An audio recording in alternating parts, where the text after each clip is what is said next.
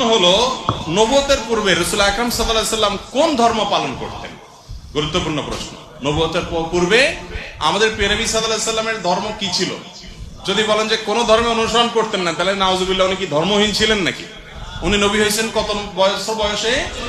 40 বছর বয়সে। তাহলে 40 বছর বয়স মানে তো জীবনের মূল টাইমটা প্রায়। তো এই 40 বছর পর্যন্ত উনি নিজে তো নবী ছিলেন না, উনি নবী হয়েছেন তারপরে। তাহলে 40 বছর পর্যন্ত নবী হওয়ার আগে তার ধর্ম কি ছিল? এর উত্তর হলো যে আম্মা জান আয়েশা রাদিয়াল্লাহু তাআলা আনহা বর্ণিত হাদিস, যেটি বুখারীতে আসছে, মুসলিমে আসছে, তিনি বলেছেন যে কানা নবী সাল্লাল্লাহু আলাইহি সাল্লাম ইয়াখলু বিগার হিরা ইয়াতাহান্নাফ ফি। নবী সাল্লাল্লাহু আলাইহি সাল্লাম নবী হওয়ার আগে হেরা গুহায় গিয়ে ইবাদত বন্দেগী করতেন। ইয়াতাহান্নাফ এর তরজমা ইবনে হাজার আসকালানী অনেকে বলেছেন ইয়াতাহান্নাফ,